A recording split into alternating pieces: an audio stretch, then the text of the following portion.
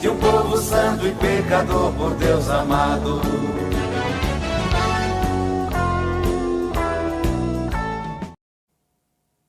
Estamos chegando para o nosso 10º encontro da nossa segunda bíblica, os nossos estudos nesse ano sobre o profeta Ezequiel.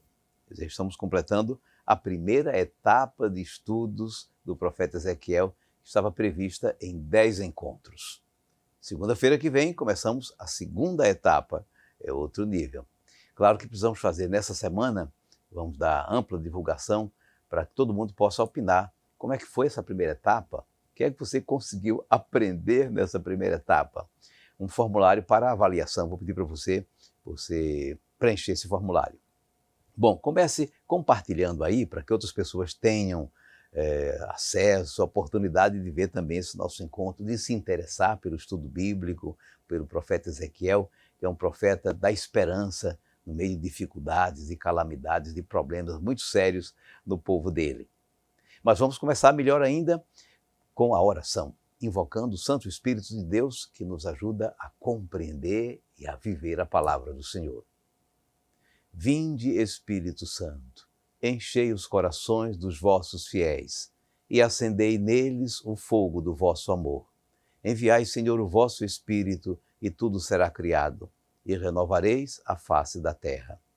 Oremos, ó Deus que instruíste os corações dos vossos fiéis com as luzes do Espírito Santo, fazei que apreciemos retamente todas as coisas, segundo o mesmo Espírito, e gozemos sempre de sua consolação, por Cristo nosso Senhor. Amém. E a tarefa de casa, conseguiu fazer? Foi fácil, né? Muito simples. A tarefa foi essa aqui, ler Ezequiel, no capítulo 8, e explicar essa palavra. Como entender essa palavra? E se clamarem a meus ouvidos em alta voz, não os escutarei. Ezequiel 8, versículo 18. Vamos dar uma olhadinha do versículo completo, que é o finalzinho do capítulo 8. Também eu agirei com furor, não terei um olhar de piedade, não pouparei. Ainda que gritem alto aos meus ouvidos, não os ouvirei. Sempre ouvimos que Deus escuta os nossos clamores, Deus falou, gritou, clamou e Deus ouviu.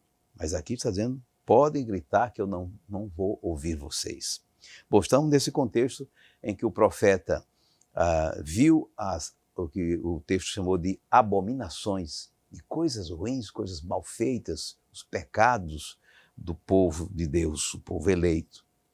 E Deus está, naturalmente, chamando a atenção para a conversão, mas chegou numa situação tal que fica difícil retornar. Então, Deus, segundo o jeito de 6 séculos antes de Cristo dizer, Deus estava com muita raiva, disse, mesmo que vocês gritem, peçam, eu não vou poupar, não vou dar ouvidos, não vou escutar vocês. Lembra um pai ou uma mãe de família que perdeu a paciência com seus filhos rebeldes. Você pode chorar aí que eu não vou mais prestar atenção a você.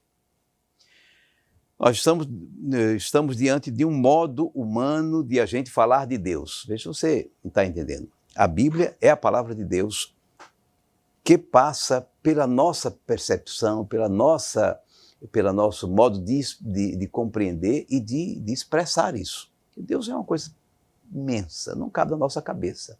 Mas na história Deus foi se revelando aos pouquinhos, as pessoas foram podendo compreender, e aqui é o profeta que precisa compreender e passar para o seu povo essa compreensão. O que ele quer dizer? Deus está muito chateado com a gente. Nós estamos fazendo muita coisa errada. E ele já mandou dizer que não vai mais escutar nossas orações. É uma forma pedagógica bonita, não é, de se falar. Você está compreendendo isso? Perfeito. Vamos à introdução do nosso estudo de hoje, que é o capítulo 9. Você lembra bem, Ezequiel está no exílio. Deixa eu mostrar a vocês aqui. Ezequiel está no exílio. Onde é esse exílio? Bom, pensa direitinho. Onde é que o povo vivia? o povo vivia na terra, o que era antigamente Canaã, que eles ocuparam. Olha a setinha aí, marcando, essa seta vermelha. Aí era onde o povo vivia. O povo tinha formado um reino, você lembra disso, o reino do norte, que se chamava Israel, e o reino do sul, que era o reino de Judá, com capital em Jerusalém. O reino do norte foi invadido pelos assírios, que era dessa região aqui também, ó, do lado direito, onde no tempo do profeta era Babilônia, mas também foi a Síria, o reino assírio, um pouquinho mais em cima. Os assírios dominaram o reino do norte.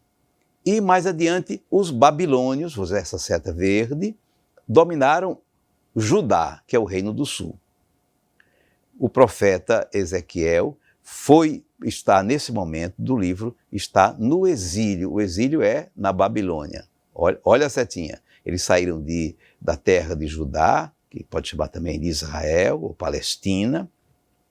Foram, na primeira leva de 597, foram 10 mil pessoas, mais ou menos. 10 mil pessoas, as lideranças, os comerciantes, os militares, os sacerdotes, o governo, o rei, todo mundo deportado para a Babilônia. Ele está na Babilônia, mas o povo de Israel ficou lá, com o templo, a vida continuou, colocaram outro rei, outro governante. Deixa eu mostrar outro mapa. Olha só. O Império Babilônio, que era só aquele pedacinho aqui, chegou a dominar tudo. A terra do povo de Deus, que é essa aí que estou mostrando, que é Judá, e a eles mesmo na Babilônia. Tudo virou um reino só, sob o comando dos babilônios. Ezequiel, então, está no exílio. E você lembra, ele teve uma visão lá no canal do rio da Babilônia, Cobá, a visão da glória de Deus. Foi uma coisa assim maravilhosa que ele descreveu com querubins, com asas, com rodas, um fogo e uma figura, um trono. Na verdade era a glória de Deus, o trono de Deus. E Deus que falou com ele, lhe deu a missão: você vai ser meu porta-voz, a sentinela de Israel. E ele teve que fazer várias, não somente pregações, mas ele teve que fazer mímicas para as pessoas entenderem. Cortou os cabelos com a faca, deitou-se no chão, fez um cerco para mostrar a gravidade da situação, sobretudo as coisas em Jerusalém, como aconteceriam. Nesse momento, ele foi em êxtase, está em oração entre êxtase, e é transportado, se sente transportado para Jerusalém. Ele está no exílio, mas agora ele foi levado para Jerusalém desse êxtase e ele vai ver coisas desse capítulo 8º. O que é que está acontecendo? Então ele está no templo e ele viu coisas arrepiantes. Ele viu na entrada a deusa cananeia e Será, depois viu o culto aos animais, o culto pagão, depois viu mulheres chorando pelo deus Tamuz, que era o deus que morria no inverno e ressuscitava na primavera. Depois viu um bocado de homens cultuando o sol na frente do templo, olhando para o Oriente. Bom, o que ele viu? Ele viu que o povo de Deus, com a sua expressão religiosa máxima, que é o templo, estavam longe de Deus, tinham abandonado a Deus, estavam ligados aos deuses estrangeiros, aos deuses pagãos. É a idolatria. Servir e ter aliança com o Deus de Israel, que a Bíblia chama Javé ou Iavé, vamos chamar Javé, é a mesma coisa, Javé. Estar em aliança com Javé significa reconhecer que Deus, que é o único, foi Ele que nos tirou da escravidão do Egito, nos trouxe, nos deu Canaã como nossa terra, nos deu uma lei, a aliança, nos deu uma terra, nos fez um povo, nos fez viver em liberdade como irmãos. Esse é o Deus de Israel. Os outros, eles sabem, são expressões da cultura, não são deuses, são ídolos. E cada ídolo, Baal, Aserá, Tamuz, todos os ídolos, os deuses pagãos, representados em animais ou representados nas forças da natureza ou em figuras humanas, esses deuses, eles na verdade, eles reforçam o projeto de sociedade de cada um daquele povo ou das suas das suas situações, das suas necessidades. Não são Deus verdadeiro. Na hora que Israel deixa o único Deus que os criou, digamos assim, que os tirou da escravidão, e se une a outros deuses, estão traindo Javé, estão prostituindo-se, porque como estão em aliança com Deus, é como se fosse a esposa de Deus. Estão prostituindo-se, estão se afastando, estão abandonando Deus. Vamos dar uma olhadinha no texto de hoje. Hoje vamos estudar o capítulo 9. Por favor, abra aí a sua Bíblia no capítulo 9.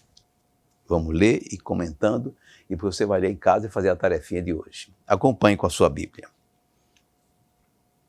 Então uma voz forte gritou aos meus ouvidos: farei aproximar-se os que devem punir a cidade, cada qual com a sua arma de destruição na mão. Deixa eu explicar isso aqui. Veja só. O capítulo anterior, ele tinha sido levado para o templo, ele viu aquelas desgraceiras todas no templo. Agora Deus o faz ver a cidade e vai ver que punição esse povo vai receber. É isso que Deus quer mostrar.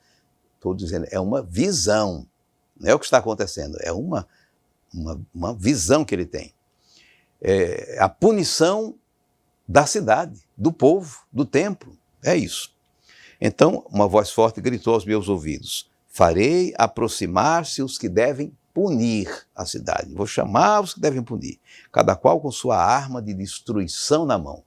Não diz qual é a arma, mas diz que cada um veio, as pessoas que vieram ali foram chamadas para destruir, para punir a cidade. Versículo 2. Chegaram 6 homens do lado da porta superior, que dá para o norte, cada qual com sua arma de destruição na mão. No meio deles havia um homem vestido de linho, com um estojo de escriba na cintura. Logo que chegaram, pararam junto ao altar de bronze. O altar de bronze era um altar dos holocaustos, os altares antigos do templo. Está dizendo que essa voz disse: vou chamar aqueles que vão punir esse povo. E então chegaram 6, falou homens aqui, não é? Mais adiante parece que são anjos, uma coisa boa da visão. E cada um vem com um jeito para destruir a cidade.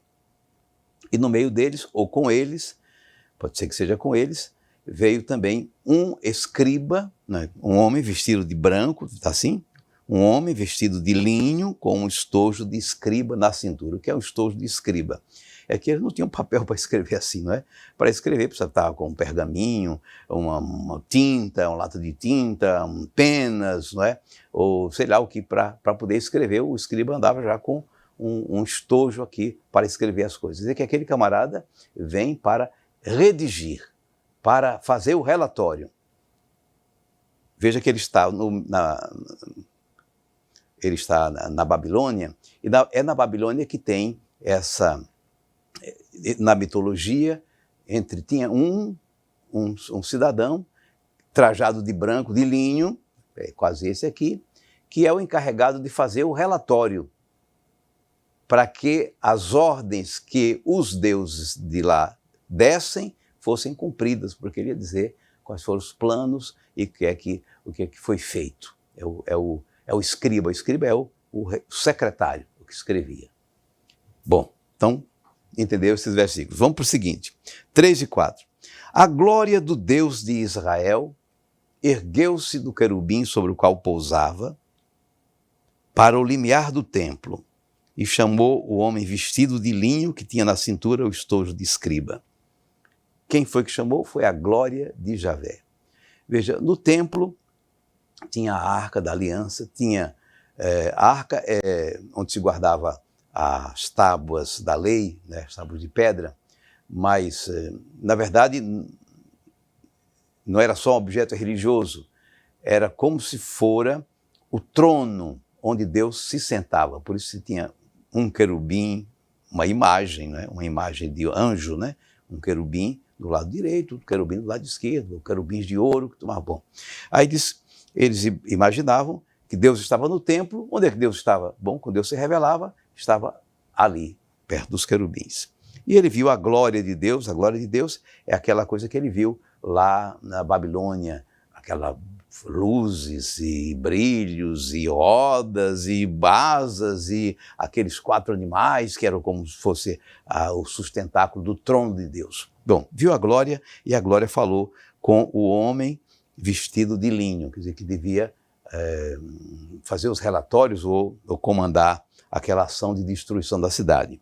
Versículo 4. Javé disse ao homem vestido de linho tal: passa no meio da cidade, no meio de Jerusalém, e marca um tal na fronte dos homens que suspiram e gemem por todas as abominações que se cometem no meio dela. Você está entendendo? A instrução foi dada àquele homem de linho: você vai para a cidade e você vai marcar as pessoas boas, as pessoas que sentem, que gemem com essas abominações, que não estão de acordo com essa desgraceira que acontece aqui. Mas já é um sinal de esperança. Deus está ajudando o povo a entender as coisas erradas que fez, mas aqui já é um sinal de que há pessoas que não estavam naquela atrapalhada toda. E mandou marcar com um tal. O que é o tal? O tal é a última letra do alfabeto hebraico. São 21 letras, parece, e a última letra é o tal. A forma antiga de se escrever o tal era como uma cruz. Você já viu os franciscanos, homens ou mulheres, terceiros ou religiosos, eles usam uma cruz penduradinha aqui, como um T, não é? Então é o tal. É uma hastezinha menor aqui e uma haste maior aqui. É uma cruz, é uma forma antiga de escrever esse tal. Os escritores cristãos, por muito tempo, pensam, relatam que já era uma antecipação do sinal da redenção, que é o sinal da cruz de Jesus. Pode ser e pode não ser. Marcou com um sinal. O sinal é um T, que deu na cruz, né? É uma coisa comum na Bíblia que as pessoas sejam marcadas, assinaladas, para serem protegidas. Por exemplo, Caim. Olha a história de Caim. Dá uma olhadinha em Gênesis, capítulo 4, né? Dá uma olhadinha já aí, Gênesis. Javé lhe disse, capítulo 4, versículo 15. Javé lhe disse: quem matar Caim será punido 7 vezes. Javé pôs em Caim um sinal para que não fosse morto por quem o encontrasse. Sabe direitinho o que significa esse negócio de Caim, né? Caim matou seu irmão Abel. Caim matou Abel. É claro que quando Deus deu o castigo a Caim, reclamou dele, perguntou: cadê o seu irmão? Ele tinha matado. Não queria que as pessoas se vingassem contra Caim, matassem Caim. Andasse por aí: você que matou seu irmão, eu vou matar você. Então, vamos colocar um sinal, marcou um selo, não sei o que foi que fez, né? Marcou Caim com uma marca, talvez no rosto, uma cicatriz, alguma coisa que as pessoas identificavam: esse está protegido. Fez coisa errada, mas Deus não quer que nós o matemos. Fiz Caim. O livro do Apocalipse, que é o último livro da Bíblia, o Novo Testamento, cristãos, perseguição do tempo do Império Romano, se fala dos salvos que estão com Cristo, os que foram marcados com o selo de Deus, o sinal. Então, nesse versículo 4, Javé mandou o tal escriba, vestido de linho, com estojo de escriba, passar e marcar com tal as pessoas boas, digamos assim, que estavam em desacordo com aquelas coisas. Versículo 5. Eu ouvi dizer aos outros, que outros? Aqueles 6 que deviam destruir a cidade. Segui ele através da cidade e feri. Não tenhais um olhar de piedade, não poupeis, matai velhos, jovens, moças, meninos e mulheres até o extermínio. Só não toqueis quem tem o tal na fronte. Começai em meu santuário, o templo. Começaram pelos anciãos que estavam diante do templo. Disse-lhes: podeis profanar o santuário, enchei de cadáveres os pátios. Saí. Eles saíram e fizeram uma matança na cidade. Alerto você, está falando da visão. A visão. Uma coisa é a visão, outra coisa é a realidade acontecendo. A visão. Uma visão que eu tenho, um sonho, uma iluminação que eu tenho.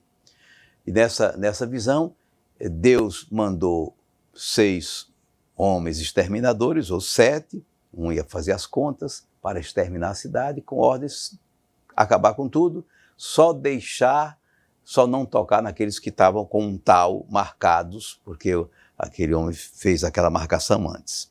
E ainda com ordens de também poder profanar o templo. Pode profanar o templo. Profanar significa uma coisa santa, tornar impura. Eles não tocavam em sangue, eles não tocavam em cadáver, em morto. Essa era uma coisa proibida, porque a pessoa ficava impura, já não podia mais fazer as suas funções, tinha que se afastar de tudo. Então eles diziam, não vamos profanar o templo, mate dentro do templo mesmo. Vocês estão aí se perguntando, com razão, não é? Com razão. Que Deus é esse? É o Deus do Antigo Testamento. É o Deus de Jesus? Sim, é o mesmo Deus de Jesus, mas a revelação vai sendo progressiva. Não é agora que eles entendem que Deus é Pai, que Deus é amoroso, mas também você deve entender que Deus, esse Deus que nós conhecemos, que é esse, que é o Pai de Jesus, também é justo. Também é justo. Não é só misericordioso, também é justo. Bom, na visão, versículo 8. Enquanto eles faziam a matança, eu fiquei sozinho.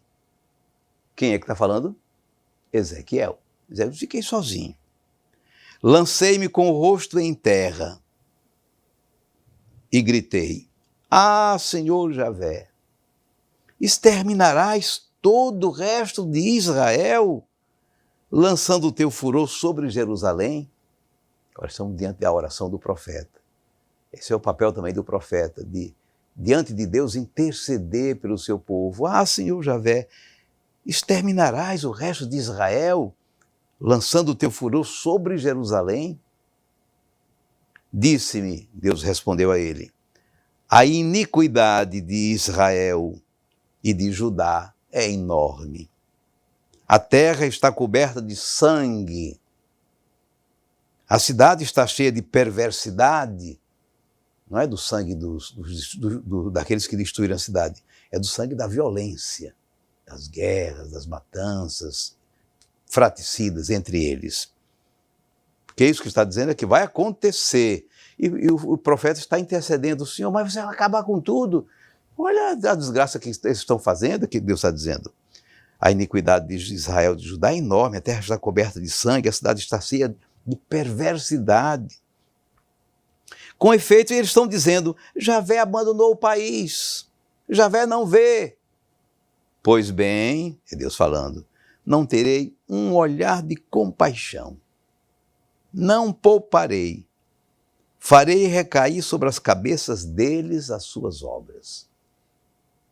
Assim termina o capítulo 9.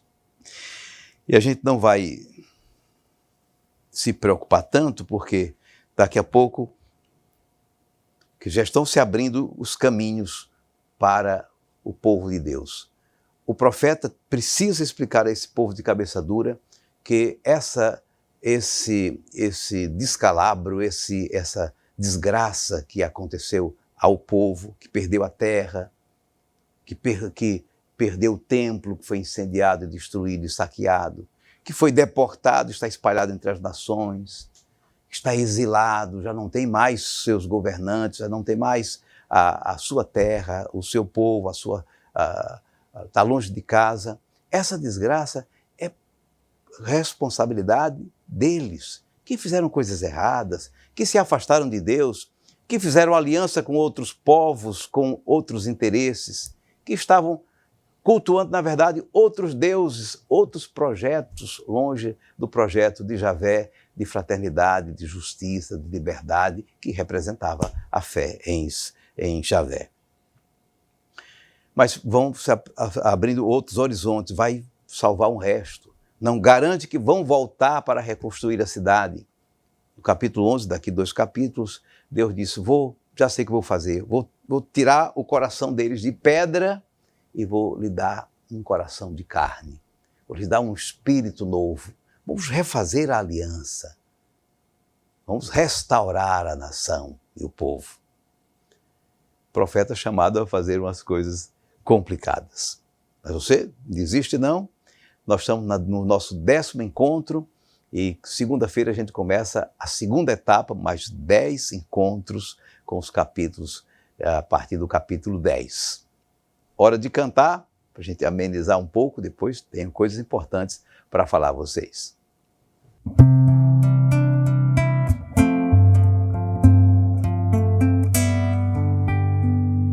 Quando a correria sufocar a tua vida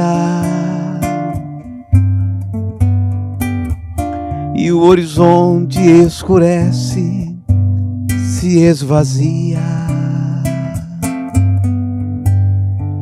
quando a alegria explodir em tua vida e em casa reinam paz, saúde e harmonia.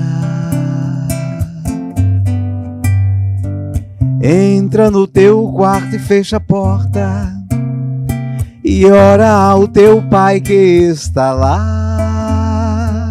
Na intimidade ele te vê e te conforta, ele é o teu amigo a te esperar. Na intimidade ele te vê e te conforta, ele é o teu amigo a te esperar.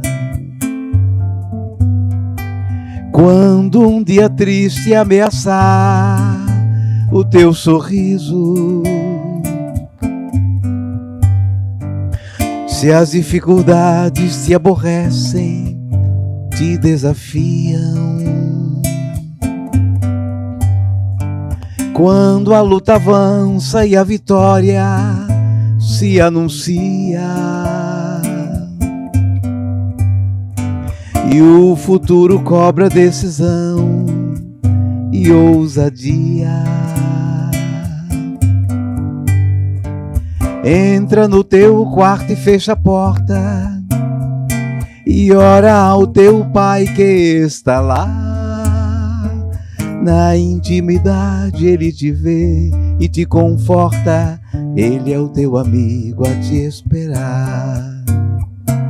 Na intimidade ele te vê e te conforta, ele é o teu amigo a te esperar.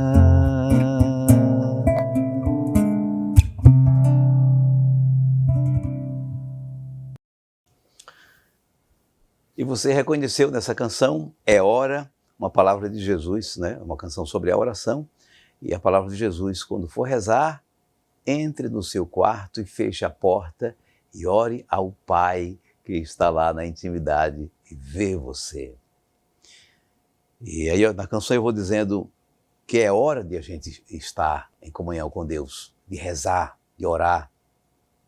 Na alegria, na tristeza, na hora de dúvida, na hora do fracasso, na hora em qualquer momento de felicidade, de alegria ou de tristeza. É hora de rezar, de estar em comunhão com o Senhor. E assim, entrar no quarto, fechar a porta e orar ao Pai que está lá na intimidade. Esse santuário, esse quarto, naturalmente, é esse daqui, não é? É o quarto do nosso coração, do nosso interior, não é? É aqui onde está Deus, onde nós o encontramos. Bom, vamos dar uma olhadinha aqui, vamos tomar nota das coisas aqui. Vamos dar uma repassada em tudo que a gente falou no programa de hoje. Ezequiel está entre os exilados na Babilônia. Lá ele tem uma visão da glória de Deus. Deus o faz seu porta-voz. A missão do profeta Ezequiel é ajudar o povo a entender o porquê do exílio, da destruição do seu país, do desastre nacional. Em êxtase, Ezequiel é levado a Jerusalém. No templo, ele vê como o povo eleito afastou-se de Deus e da aliança com ele. Ele vê cultos a deuses dos pagãos, são os ídolos, na casa do Senhor. Javé é o Deus que tirou da escravidão do Egito, que o tirou esse povo. Ele o fez um povo livre, com uma lei e uma terra. A fé no Deus de Israel mantém esse povo no caminho da fraternidade, da justiça, da liberdade. Essa é a aliança. Os deuses dos pagãos são recursos culturais de manutenção do poder dos grandes sobre os pequenos, da exploração, da desigualdade, da violência, da injustiça. A idolatria, que é o culto a esses deuses, é um sinal de traição e abandono da aliança com Javé. Não é porque eu troquei esse Deus pelo outro, é porque eu troquei esse Deus verdadeiro, com um projeto de fraternidade, por um Deus que, na verdade, é um sustentáculo, é uma legitimação da injustiça, da mentira, da violência. A injustiça e a violência passaram dos limites. Deus anuncia a punição para o templo e para a cidade. Deus abandonará o templo. Jerusalém será destruída. No próximo capítulo vamos ver isso. A glória de Deus que deixa o templo. E para onde Deus vai? Vai para o exílio, vai estar com o povo exilado. A mensagem do profeta Ezequiel não é a destruição. Ele ajuda o povo a entender que a destruição que eles estão vendo, que eles estão experimentando, é consequência das escolhas erradas feitas pela população e pelos seus governantes, afastando-se de Javé e do seu projeto. E preparou o povo para um novo momento, o momento da restauração da aliança e do retorno à sua terra. Bonito esse livro, né? Muito bacana. Hora de a gente acolher um depoimento sobre o nosso estudo bíblico. É Olinda, em Minas Gerais. Padre João Carlos, sou Olinda Vilas Boas e falo da Fazenda São Pedro, aqui no interior de Minas Gerais. Admiro muito o seu trabalho, gosto muito das suas lives, dos seus shows, acompanho sempre os seus cursos bíblicos, desde o curso do Evangelho de São Marcos, até a Carta aos Efésios, aos Gálatas e agora também o livro de Ezequiel. Gosto muito de sua didática, dos slides que o senhor coloca, olhando as atividades e fico muito feliz em poder participar e receber todos os dias o Evangelho e meditar sobre os seus comentários. Continue com o seu trabalho, sou sua grande fã e desejo felicidade a você e a todos da AMA. Um abraço. Muito obrigado, Olinda, em Minas Gerais. Muito simpática e muito generosa. Muito obrigado. Olha, nós estamos terminando com esse encontro a primeira etapa do nosso estudo bíblico sobre o profeta Ezequiel. 10 encontros, não sei se foi fiel. Foi? Graças a Deus. Bom, fica tudo guardadinho aqui no YouTube e você pode rever e estudar isso a qualquer momento.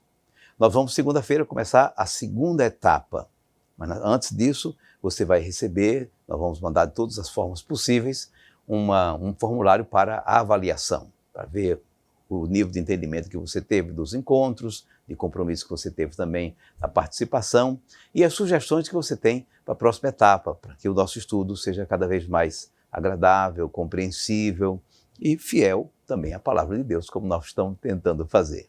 Tá certo? Que Deus abençoe, uma boa semana. Segunda-feira estamos juntos para começar a segunda etapa do nosso estudo bíblico. Deus abençoe. Até segunda-feira. É voz de Deus, é fé do povo, de um povo santo e pecador por Deus amado.